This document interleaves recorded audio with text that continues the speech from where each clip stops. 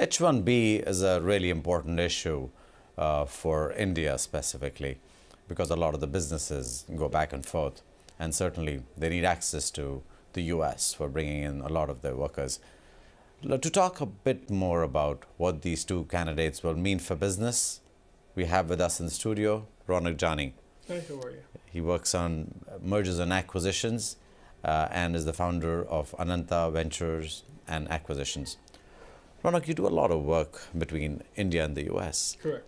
Explain to us how you see this relationship unfold if Trump comes, if Clinton comes. I think at the end of the day, whether Clinton comes or Trump comes, India benefits. India's going to benefit on both angles. Trump, even though, and neither candidate has talked heavily about India. Neither one. They kept their policies more domestic, more about just with the United States, and not too much about how India will benefit. But they've not talked against India. Here we have Trump with his uncanny words of I love Hindus and I love India. And then you have Clinton, which is trying to push TPP and Transatlantic Partnership and RCEP, all these trade agreements that's going to be happening out there. India's businesses will increase at the end of the day.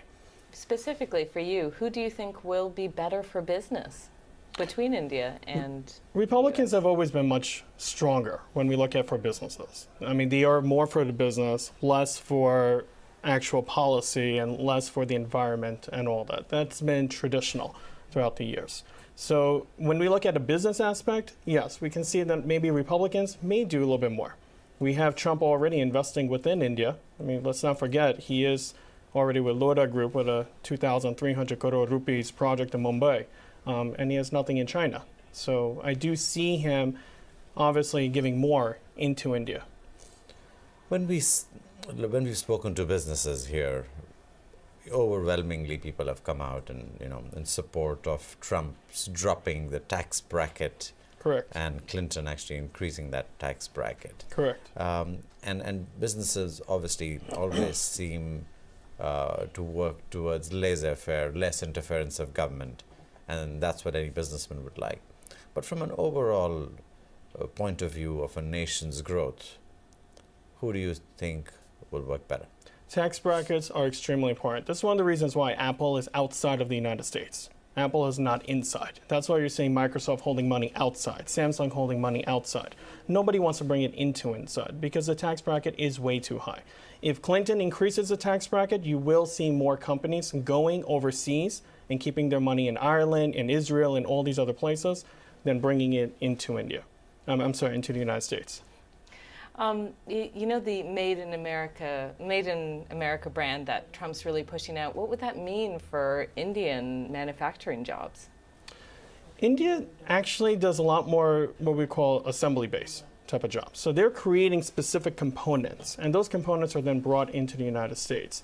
Right now, if we see more for made in USA, they're more focused about the jobs that have been lost in Detroit, in Michigan. You're looking at the automobile industry. You're looking at non-IT sector. I mean, we still have Silicon Valley, which is the richest zip code in the whole country here.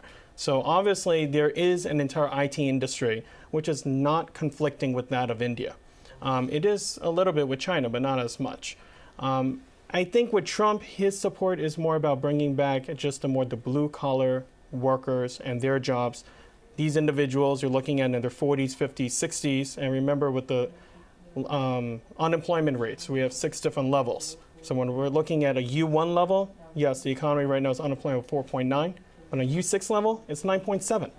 So it hasn't gotten that much better. From 12 to 9.7, it's not that big of a deal.